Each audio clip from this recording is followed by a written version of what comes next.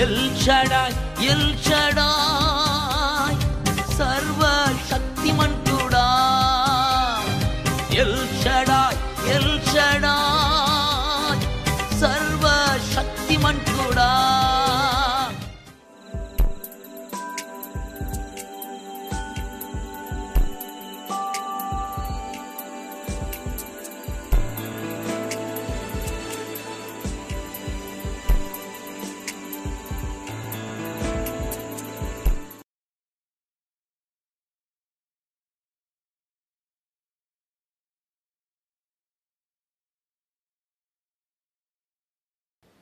దేవుని స్తోత్రాలు. దేవుని బిడ్డలకు అందరికి కూడా వందనాలు.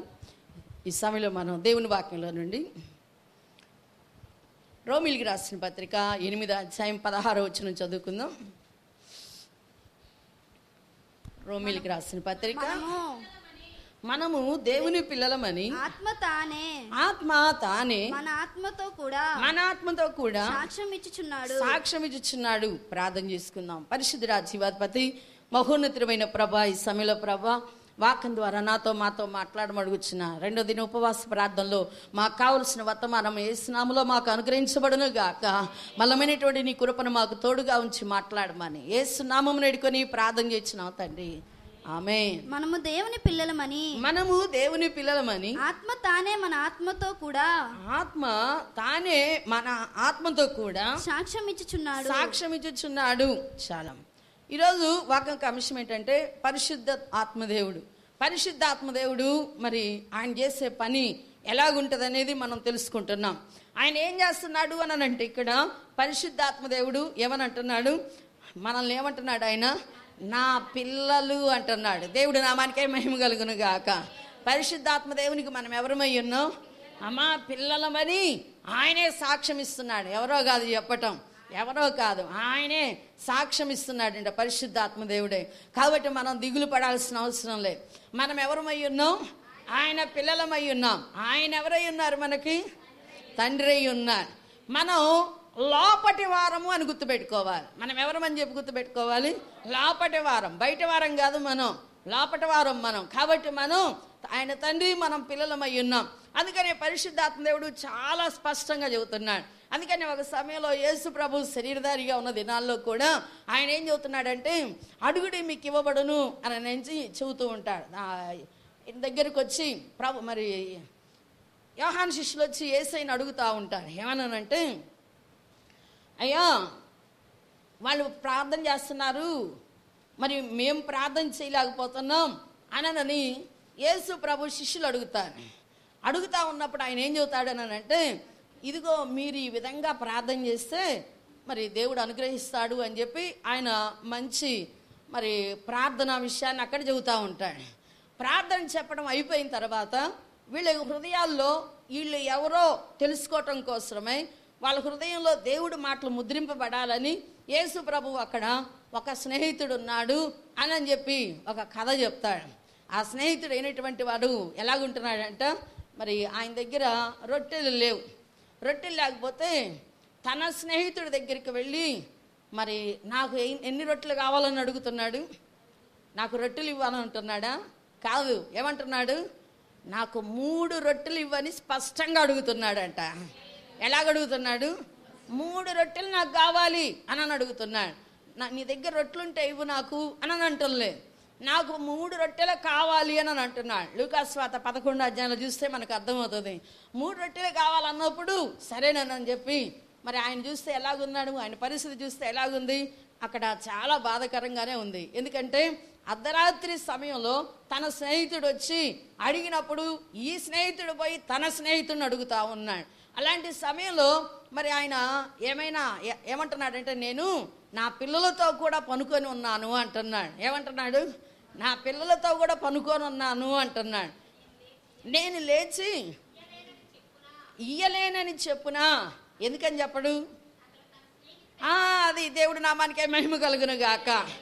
ఆయన తన స్నేహితుడైనందువలన లేచి ఇవ్వకపోవునా అతడు సిగ్గుమాలి మాటికి అడుగుట వలన లేచి తనకు కావలసినవన్నీ ఇచ్చును. దేవుడి నామానికే మహిమ కలుగును గాక. తన స్నేహితుడైనందువల్ల ఏం చేస్తున్నాడంట, మాటి మాటికి అడుగుతున్నాడు, అయ్యా 3 రొట్టెలు నాకు బదులివు, నీ దగ్గర ఉన్నాయి నాకు ఇచ్చేసి గమ్ముగా కాదు, నేను తర్వాత మళ్ళా దాన్ని ఇస్తానని 3 రొట్టెలు నాకు బదులివు అని అన్నాడు. అలాగనే ఆయన ఎవరితో ఉన్నాడంట, ఆయన పిల్లలతో ఉన్నాడంట. దేవుడి నామానికే మహిమ కలుగును గాక. ఆ స్నేహితుడు ఎవరితో ఉన్నారు, పిల్లలతో ఉన్నాడు. మరి మనం ఎవరమైనా గుర్తుపెట్టుకోవాలి, ఆయన పిల్లలమని మనం గుర్తుపెట్టుకోవాలి. మనం ఎవరమని పిల్లలు ఏమన్నా అడుగుతున్నారా, నాన్న అది కావాలి ఇది కావాలని స్నేహితుడు వచ్చి అడుగుతున్నాడు, ఏమని, నాకు 3 రొట్టెలు బదులివ్వు అని అడుగుతున్నాడు.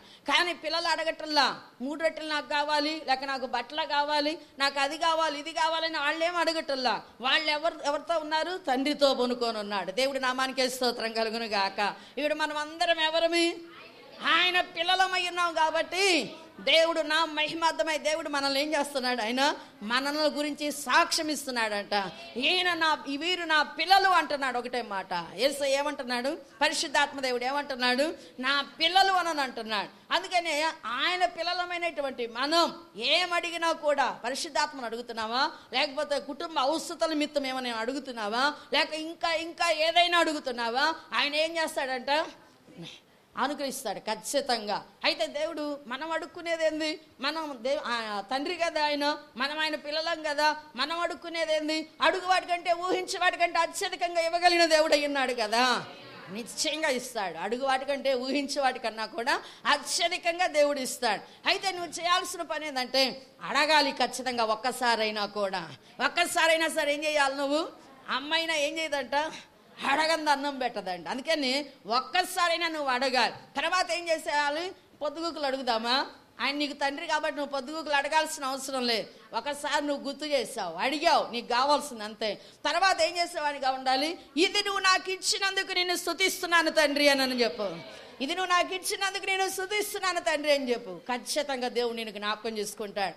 ఈ సమయంలో మనం అందరం కూడా జ్ఞాపకం చేసుకోవాల్సింది ఏంటంటే ఆయన మనకు తండ్రి అయి ఉన్నారు, మనమేమై ఉన్నాం, ఆయనకి పిల్లలమై ఉన్నాం. అందుకని ఆయన ఏమంటున్నాడంటే, దేవుడు నా మహిమార్థమై మనం 16వ వచనంలోకి వచ్చినట్లయితే, మనము దేవుని పిల్లలమని ఆత్మ తానే మన ఆత్మతో కూడా సాక్ష్యం ఇచ్చున్నాడు, మనము పిల్లలమైతే వారసులం. ఎన్నోసార్లు ఈ మాటలు మనం విన్నాం, పిల్లలుగా ఉంటున్నాము అని కానీ అన్నిటికీ కూడా ఎవరమై ఉన్నాం, మనం వారసులమై ఉన్నాం.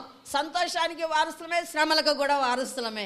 ఇది మనం గుర్తుపెట్టుకోవాలి. మనం ఏం చేస్తాం, సంతోషానికే వారసులం అనుకుంటాం, కానీ సంతోషం అంటే అర్థం చేసుకోండి, ఆస్తిని పంచుకోవటానికే మనం అనుకుంటాం. శ్రమల్లో మనం, అప్పుల్లో మనం పాలిభాగస్తులం కాదనుకుంటాం. అయితే యేసయ్య ఏమంటున్నాడు తెలుసా, పరిశుద్ధాత్మ దేవుడు ఇక్కడ చెప్పే మాట ఏంటంటే, మనం పిల్లలమైతే వారసులం, అనగా దేవుని వారసులం, క్రీస్తుతో కూడా మహిమ పొందుటకు ఆయనతో శ్రమపడిన ఎడల క్రీస్తుతోటి వారసులం అయి ఉన్నాం. దేవుడి నామానికే మహిమ కలుగును గాక. మనం ఎవరో మనకు అర్థమైంది కాబట్టి మనం ఆయనతో కూడా, అంటే క్రీస్తుతో కూడా మహిమ పొందటానికి ఆయనతో కూడా మనం ఎవరమై ఉన్నాం, వారసులమై ఉన్నాం. ఆయన మహిమ పొందాడు కాబట్టి మనం కూడా మహిమ పొందుతాం. ఆయన మనకు తండ్రి కాబట్టి మనం ఆయనకు పిల్లలమై ఉన్నాం.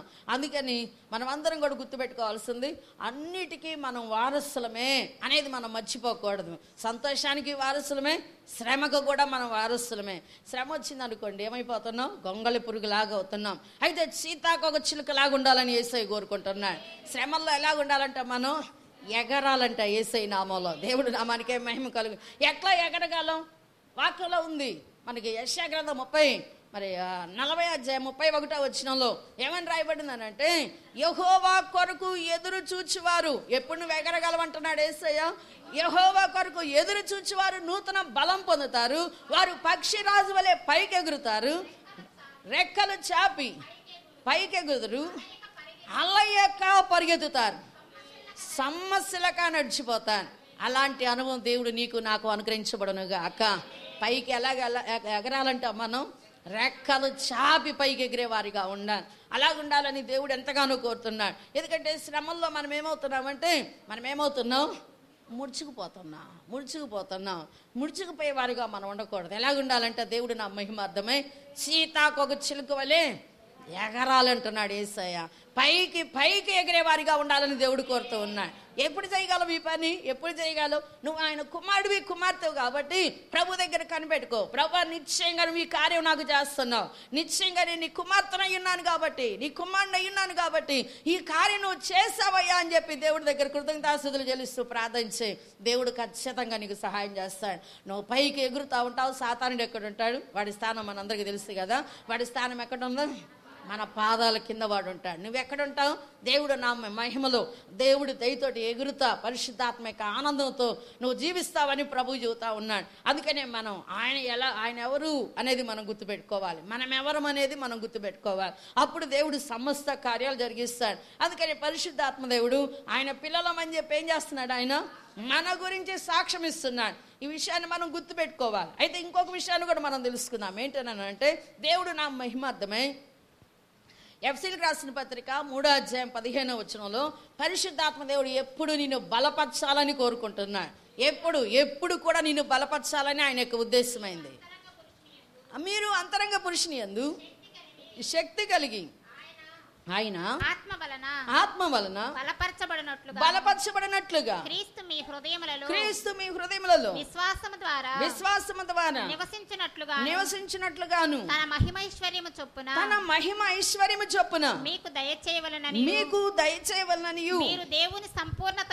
మీరు దేవుని సంపూర్ణత యందు పరిపూర్ణులగునట్లుగాను ప్రేమయందు వేరుపారి స్థిరపడి సమస్త పరిశుద్ధులతో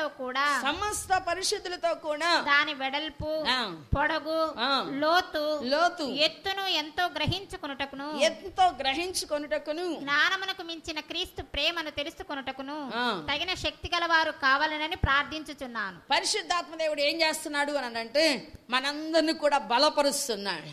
నువ్వు ప్రార్థన చేయాలన్నా, నువ్వు వాక్యం చదవాలన్నా, వాక్యం చెప్పాలన్నా, పాట పాడాలన్నా, నువ్వు ఏది చేయాలన్నా కూడా పరిశుద్ధాత్మ దేవుడు ఏం చేస్తున్నాడు? బలపరుస్తూ ఉంటాడు. దేనికని? తన పరిచర్య కోసమే, ఆయనను మహింపరచడానికి. అది ఏదైనా సరే పరిచర్యలో మనం అందరం కూడా మరి బలంగా వాడబడే పాత్రలుగా ఉండాలని దేవుని యొక్క ఉద్దేశం. అందుకని ఆయన ఏం చేస్తూ ఉన్నాడు? పరిశుద్ధాత్మ దేవుడు బలపరుస్తాడు. నువ్వు బలహీనరాలుగానే ఉన్నావు. ఒక సందర్భంలో యేసు శిష్యులతో చెప్తాడు, ఆత్మ సిద్ధమే కానీ శరీరం ఎలాగుందంట? బలహీనంగా ఉందండి. అయినా కూడా దేవుడు ఏం చేస్తూ ఉంటాడు? ఆయన శరీరం బలహీనంగా ఉన్నా ఆత్మతోటి మరి ఈయన చెబుతాడు పౌలు గారు ఏమన్నానంటే, నేను ఆత్మతో ప్రార్థన చేయగలను, మనసుతోనూ ప్రార్థన చేయగలను అంటున్నాడు. ఆత్మతో ప్రార్థన చేసినప్పుడు దేవుడు ఏం చేస్తాడు? బహు బలంగా లేవనెత్తుతాడు యేసయ్య. అందువల్ల ఆయన ఏమంటున్నాడంటే, ఆత్మతో ప్రార్థన చేస్తాడు. తర్వాత ఆత్మతో ప్రార్థన చేసేటప్పుడు తర్వాత మనస్సుతో ప్రార్థన చేసినా కూడా ఎలాగుంటుంది? దేవుడి దయతో మంచిగానే ఉంటుంది. మొదటే మనస్సుతో ప్రార్థన చేయడం మొదలు పెట్టామనుకో ఏం జరుగుతూ ఉంటుంది? బలపరచబడలేము. నిద్ర మొత్తం వెంటాడుతూ ఉంటుంది, వేరు ఆలోచన వెంటాడుతూ ఉంటాయి. మొదటే ఆత్మతో నువ్వు ప్రార్థన చేయాలి అంటే ఎలాగ నేను చేయగలను? మొదట రాగానే ఎవరికైనా స్లోగా ఉంటుంది కానీ ఎవరికైనా ఫాస్ట్గా ఉంటుందా? దేవుని ఆత్మశక్తి ఉంటుందా? ఎప్పుడు ఉంటుంది అని అంటే, ఎల్లప్పుడూ నువ్వు దేవుని స్తుతిస్తూ ఉంటే అలాగే దేవుడు అనుగ్రహిస్తాడు. ఎల్లప్పుడూ దేవుని స్తుతిస్తూ ఉంటే, దేవుని గణపరుస్తూ ఉంటే, వాక్యం నువ్వు చదువుతూ ఉంటే, దేవుని ప్రార్థన స్టార్ట్ చేయగానే ఒక మాట మొదలు పెట్టగానే ఏం చేస్తాడు? పరిశుద్ధాత్మ దేవుడు బగ్గున మండుతూ ఉంటాడు. అందుకని పాత నిబంధనలో కూడా నీ యొక్క బలిపీఠం ఎప్పుడు కూడా ఎలాగుండాలంటున్నాడు? మండుచు ఉండాలి అని అంటున్నాడు. అలాగనే ఇప్పుడు కూడా అంతే. నీ బలిపీఠం ఎలాగుండాలి? బలిపీఠానికి సాదృశ్యం ఏంటిదనండి? ఏంటిది అమ్మా? ఏంటిది బలిపీఠానికి సాదృశ్యం? నీ ప్రార్థనే బలిపీఠంగా ఉందని గుర్తుపెట్టుకో. నీ బలిపీఠం ఎలాగుండాలి? ఎప్పుడు కూడా నీ ప్రార్థన ఎలాగుండాలి? యేసయ్య దగ్గర మండుచు ఉండాలి పరిశుద్ధాత్మ శక్తితో. చాలా మంది అన్ని అగ్ని తీసుకొచ్చి మండాలనుకున్నారు. ఏం చేయాలనుకున్నారు? అన్ని అగ్ని తీసుకొచ్చి వారి యొక్క దీనిలో ఏం చేయాలన్నారు? మనం కూడా మండుతూ ఉంటాము అని అనుకున్నారు. కానీ యేసు ప్రభుకి అది నచ్చలే. అన్ని అగ్ని వల్ల కాదండి నువ్వు మండాల్సింది. దేని వల్ల మండాలి? దేవుని యొక్క అగ్ని వల్ల నువ్వు మండాలి, దేవుని యొక్క ఆత్మశక్తి వల్ల నువ్వు మండాలి అని దేవుడు కోరుతున్నాడు. అలాగ మండినప్పుడు నువ్వేమవుతావు? బలపరచబడతా ఉంటావు. దేవుడి దయతోటి ఏమవుతావు? బలపరచబడతావు. అందుకని ఇక్కడ చూస్తున్న మాట ఏంటి అని అంటే, మీరు అంతరంగ పురుషుని యందు శక్తి కలిగి ఆయన ఆత్మ వలన బలపరచబడినట్లుగాను అని మనం చూస్తున్నాం. ఆయన ఆత్మ వల్ల ఏం పొందుతాం? మనం సాతాను మీద విజయం పొందుతాం. నువ్వు బలపరచబడగానే ఏం జరుగుతుంది? అక్కడ సాతానుడి యొక్క కట్లు ఊడిపోతూ ఉంటాయి. నీ కుటుంబంలో కానీ, నీలో కానీ, లేక ఇతరులలో కానీ ఏం జరుగుతూ ఉంటుంది? ఏ కట్లయితే సాతానుడి కట్టి ఉన్నాడో ఒక్కొక్క కుటుంబంలో ఒక్కొక్క రీతిగా ఉంటుందండి. అయినా కూడా ఏ రీతిగా ఉన్నా ప్రభుకి అసాధ్యమైంది ఏదీ లేదు. ఆయనకు సమస్తము సాధ్యమే కాబట్టి ఆయన ఏం చేయటం మొదలు పెడతాడు? ఆ కట్లు ఏవైతే ఉన్నాయని నువ్వు ఏసైతే చెబుతా ఉన్నావో ఆ కట్లన్నీ కూడా ఏమవుతా ఉంటాయంట? యేసు నామములో ఏమవుతా ఉంటాయి? విప్పబడతా ఉంటాయి అంట. దేవుడు నామానికే మహిమ కలుగును గాక. అవి ఎలాంటివైనా సరే అవి యేసయ్య నామములో ఆ కట్లన్నీ కూడా మరి నువ్వు మంచిగా దేవుళ్ళో వాడబడే పాత్రగా ఉండాలని దేవుని యొక్క ఉద్దేశం. నీ పిలుపు మరి ఏంటిదనేది ఇందాక మన సహోదరు కూడా పాట పాడాడు. అది ఏదైనా సరే నువ్వు నిన్ను పిలుచుకున్నటువంటి విధానం శ్రేష్టమైంది. అది ఏదైనా సరే ప్రభు మనల్ని పిలుచుకున్న విధానం ఎలాంటిది? శ్రేష్టమైంది. పరిచర్య చేయడానికి ఇచ్చాడు ఆ దేవుడు. మంచిగా నమ్మకంగా పరిచర్య చేయి. దేవుని ఆత్మ ద్వారా బలపరచబడతా సనుగుడు గొనుగుడు తీసి పక్కన పడేసి ఏం చేసేవానిగా ఉండాలి? పరిచర్య. ప్రభు ఇదిగో ఈ వయసులో కూడా నాకు పరిచర్య చేయడానికి నువ్వు ఇచ్చిన కృపను బట్టి నీకు స్తోత్రం అని దేవుని మహింపరిచావా? నీ 2 కాళ్ళు కూడా ఎలాగ ఇస్తాడంట? లేడి కాళ్ళ వలె ఎగిరేటట్టుగా దేవుడు ఇస్తాడు. అలాగనే ఎక్కడుంది ఆ బలం? ఎక్కడుంది? ఆయనలోనే ఉంది. ఆయన ఆత్మ నీలో ఉన్నది కాబట్టి ఆ బలాన్ని దేవుడు నీకు అనుగ్రహిస్తాడు. ఇంకా ఏదైనా సరే పరిచర్య నువ్వేది చేయాలన్నా కూడా దేవుని యొక్క ఆత్మ ద్వారా నిన్ను బలపరుస్తూ ఉంటాడు. ఎందుకంటే అంతరంగ పురుషుడు ఎలాగుండాలి? బలహీనంగానా? బలపరచబడాలి. ఎప్పుడో ఒక రోజా అమ్మా? నేను దినము కూడా అంతరంగ పురుషుడు ఏమవుతా ఉండాలి? బలపరచబడి. నూతన పరచబడినప్పుడు నువ్వు బలపరచబడతా ఉంటావు. నూతన పరచబడుకోకుండా ఎప్పుడో అనుకున్నావు అనుకో, ఎక్కడేసావంటే వేసిన దగ్గరే ఉంటావు.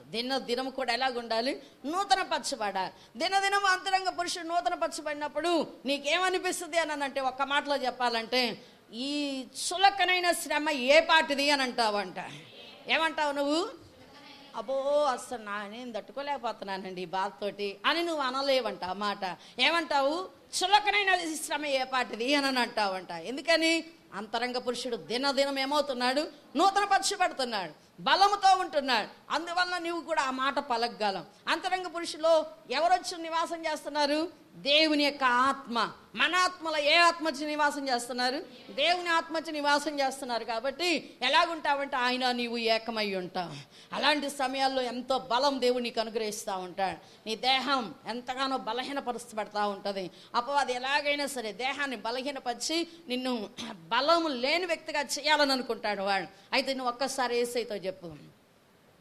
ఎలీషా చివరి సమయంలో బలమంతా కూడా కోల్పోయాడు. చివరి సమయంలో కూడా ఆయన ఎలాగున్నాడో తెలుసా? దేవుని ఆత్మశక్తితోటి మాట్లాడుతూ ఉన్నాడు.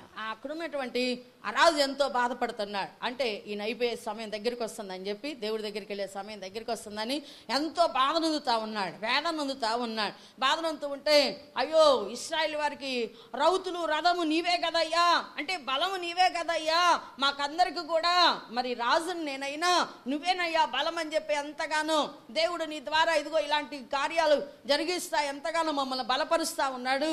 ఇప్పుడు నువ్వు వెళ్ళిపోబోతున్నావని చెప్పి ఎంతో బాధపడతా ఉంటే రమ్మని చెప్పి రాజుగారిని బాణాలు విసురానని చెప్పాడు. అంటే ఎంత బలం కలిగి విసురుతాడో, ఎన్నిసార్లు విసురుతాడా అని చెప్పి అంత వృద్ధాప్యంలో కూడా మరి శరీర బాధతో కూడా ఉన్నాడు ఆయన. అయినా సరే ఎన్నిసార్లు వేస్తాడో బాణాలని చెప్పి చూశాడు. బాణాలు వేయటం మొదలు పెట్టాడు. 1, 2, 3 సార్లు అంతవరకే, ఇంక వేయలేకపోయి ఉన్నాడు. అంటే ఆ సమయంలో కూడా ఎలీషా ఎలాగున్నాడు అని అంటే ఉజ్జీవపరిచేవానిగా ఉన్నాడు. ఎలాగున్నాడు ఆ సేవకుడు? ఉజ్జీవపరిచేవానిగా ఉన్నాడు. ఎక్కడి నుండి వస్తుంది ఆయనకి అంత బలం? ఎక్కడి నుండి వస్తుంది? అమ్మా, దేవుని ఆత్మలో ఆనందపడేటువంటి వ్యక్తి ఎలీషా. అందుకని ఆయన ఏమంటారు అంటే ఒక మోడల్ నాయకుడు అంటాడు. యెహోషువ ఈయన ఏమంటారు? ఎలీషాని మోడల్ నాయకుడు అంటారు. కారణం ఏంటంటే అలాగనే యెహోషువను కూడా ఎందుకు అనంటే వీరు దేవుళ్ళో బలం కలిగినటువంటి వారు, దేవుని యొక్క శక్తిని అనుభవించిన వారు, దేవుని కార్యాలను రుచి చూసిన వారు. అందుకని ఏనాడు కూడా శరీరం బలహీనంగా ఉన్నా సరే ఏనాడు కూడా వారి నోట్లో నుండి బలహీనమైన మాటలు రాలేదండి. ఎలాంటి మాటలు వచ్చినాయి అని అంటే ఇంకా కొంతమంది భక్తుల్లో నుండి బలహీనమైన మాటలు, దేవుడి శక్తి తెలుసుకున్నా కూడా బలహీనమైన మాటలు వచ్చినాయి. అయితే వీరిలో మటుకు మరి ఎలాగొచ్చినాయి అంట? శక్తి కలిగిన మాటలు దేవుడు అనుగ్రహిస్తా ఉన్నాడు. ఎలీషా చివరి సమయంలో చనిపోయే సమయంలో కూడా, చనిపోయిన తర్వాత కూడా ఏం జరిగిందంట? దేవుడు నా మహిమార్థమై ఏం జరిగిందంట?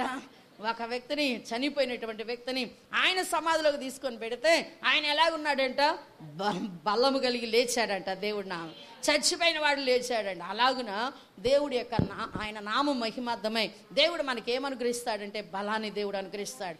ఆత్మ ద్వారానండి మనల్ని బలపరిచేది. అందుకని ఎప్పుడు కూడా నీ పరిచర్య, నీకు దేవుడు ఏది ఇచ్చినా సరే, పాట పాడే పరిచర్య ఇచ్చాడా, ప్రార్థన చేసే పరిచర్య ఇచ్చాడా, తుడిసే ఏదైనా సరే దేవుడు నిన్ను బలపరుస్తును గాక అని ప్రార్థన చేయి. దేవుడు నిన్ను జ్ఞాపకం చేసుకుంటాడు. ఎందుకనంటే మొట్టమొదట అపవాదం ఏం చేస్తాడనంటే, నీకు దేవుడు ఇచ్చిన దానిలో అభివృద్ధి పడకోకుండా చేయటమే వాడి పని. అది ప్రార్థన కానీ అది ఏదైనా సరే దేవుడిచ్చింది ఏమవ్వకూడదు, నీకు అభివృద్ధి అవ్వకూడదు. అభివృద్ధి అయితే నువ్వు ఎలాగుంటావు, బలముపై బలం పొందుతావంట. దేవుడి నామానికే స్తోత్రం కలుగునుగా. ఎలాగుంటావు నువ్వు, బలముపై బలం పొందుతూ ఉంటావు. అభివృద్ధి ఉంటే.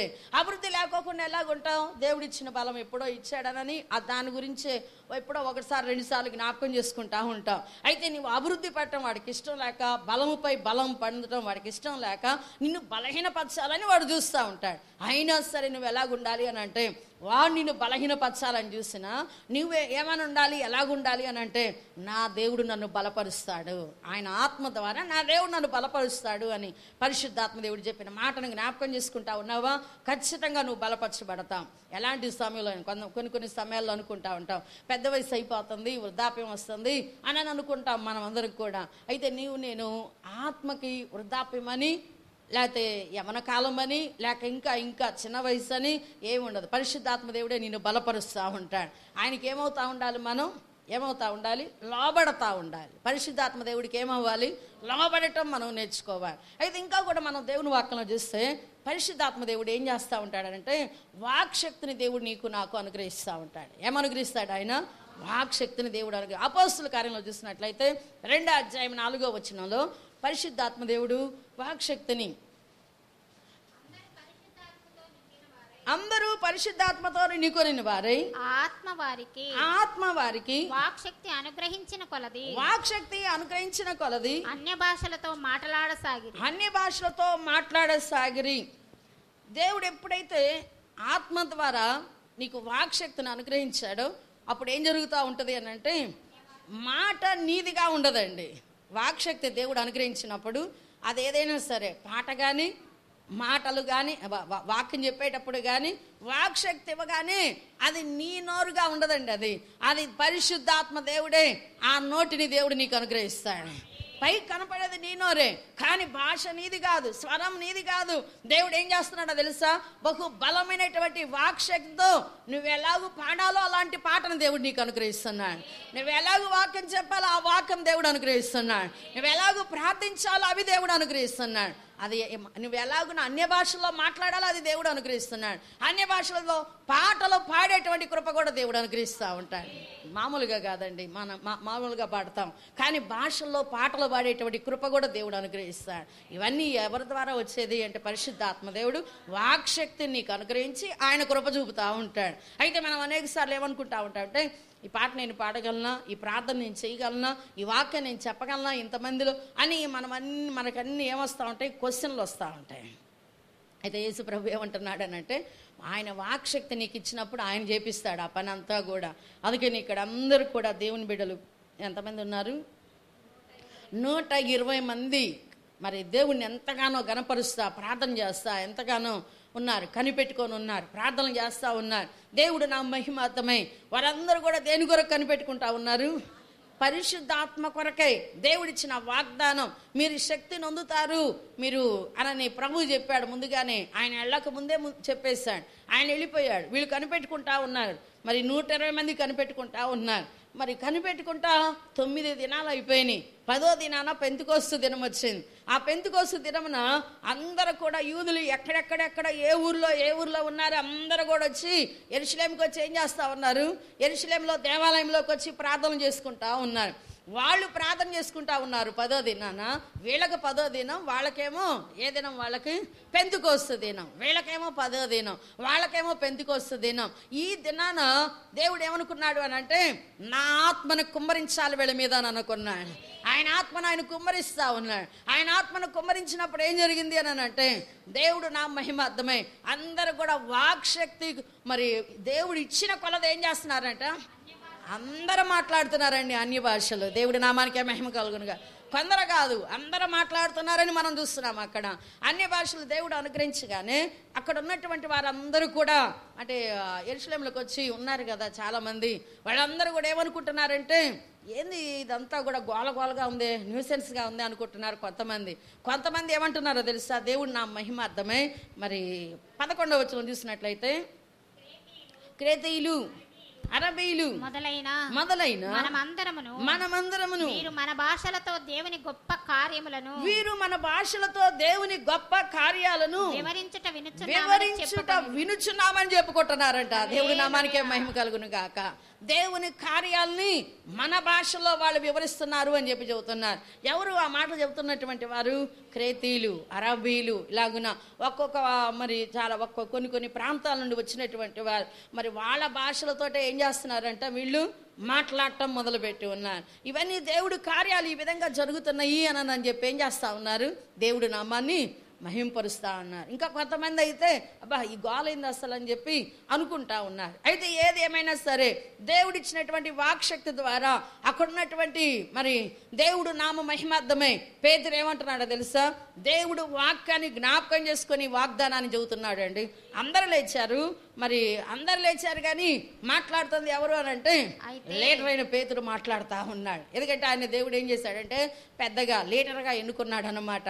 అందుకని ఆయన మాట్లాడుతూ ఉన్నాడు. 17వ వచనం చూడండి.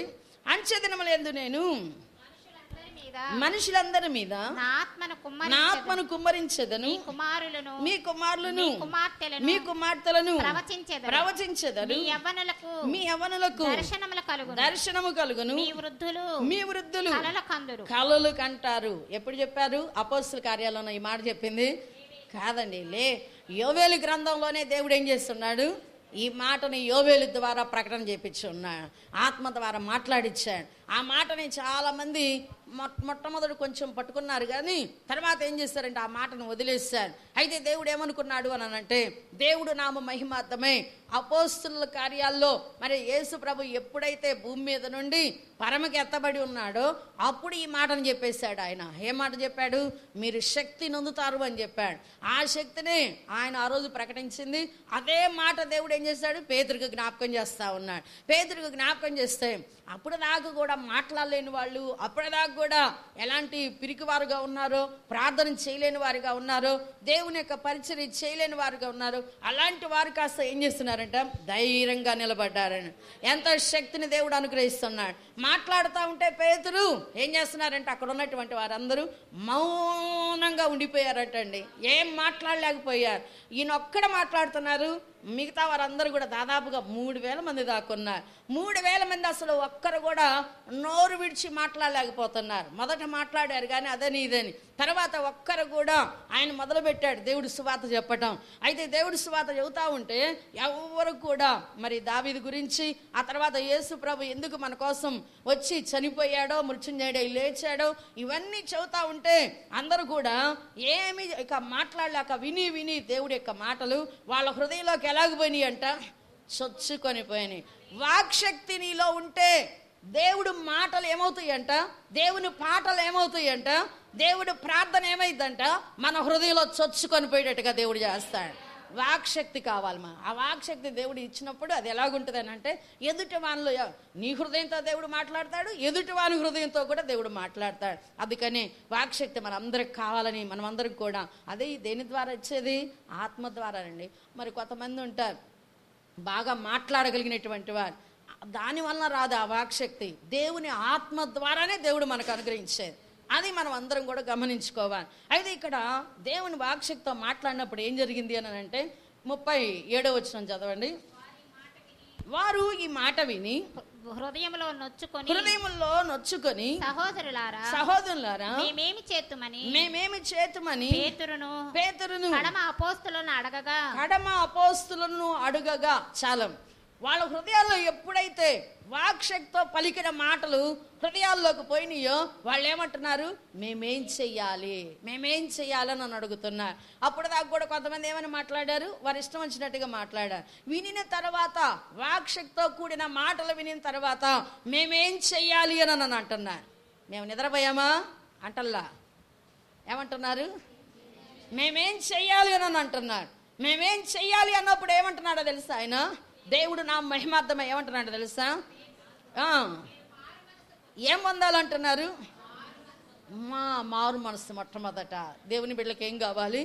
మారు మనసు కావాలి. తర్వాత బాప్తిసం, తర్వాత పరిశుద్ధాత్మ, లేదా మారు మనసు వచ్చిన తర్వాత పరిశుద్ధాత్మనిచ్చి మారు మనసు దేవుడు అనుగ్రహిస్తాడు. ఆయన చిత్తం మొట్టమొదటి దేవుడి బిడ్డలకు కావాల్సింది మారు మనసు కావాలి. అందుకని ఆ మాట చెప్పి వాళ్ళు ఎప్పుడైతే ఇంకా ఇంకా దేవుడు వాక్యాన్ని చెబుతా ఉన్నారో, దేవుడు నా మహిమార్థమై ఎంతగానో దేవుడి యొక్క వాక్యం చెబుతా ఉండగానే హృదయాలు మంచిగా తెరవబడి 41వ వచనం చివరిగా చెప్పుకొని ముగించుకుందాం. 41వ వచనం.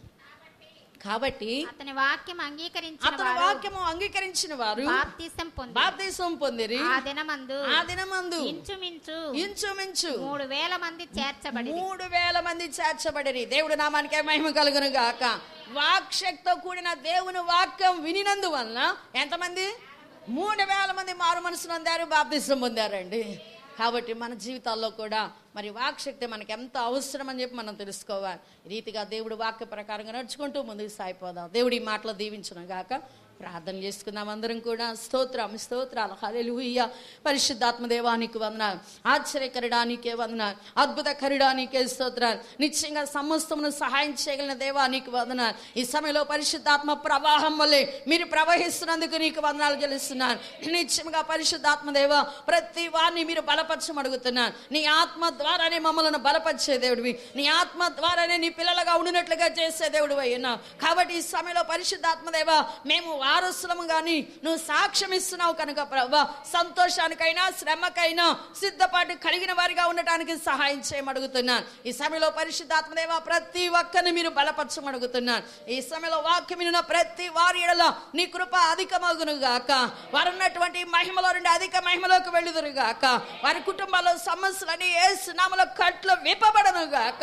బలమైన నీ సహాయం అనుభవించుదురు గాక. నిశ్చయంగా ప్రభా నీ నామ మహిమార్థమై యూట్యూబ్ లో వింటున్నటువంటి వారిని కూడా మీరు జ్ఞాపకం చేసుకోమడుగుతున్నాను. సాతాను యొక్క శక్తుల యొక్క ప్రభావాలు యేసు నామములో అణిచివేయబడును గాక. బలమైనటువంటి నీ కార్యాలు జరుగును గాక. ఈ ఘనమైన నామానికే మహిమ ఘనత ప్రభావాలు పొందమని నజరేయుడైన యేసుక్రీస్తు నామమును వేడుకొని ప్రార్థన చేస్తున్నాం తండ్రి. ఆమేన్ ఆమేన్. అందరికీ వందనాలు. అందరికీ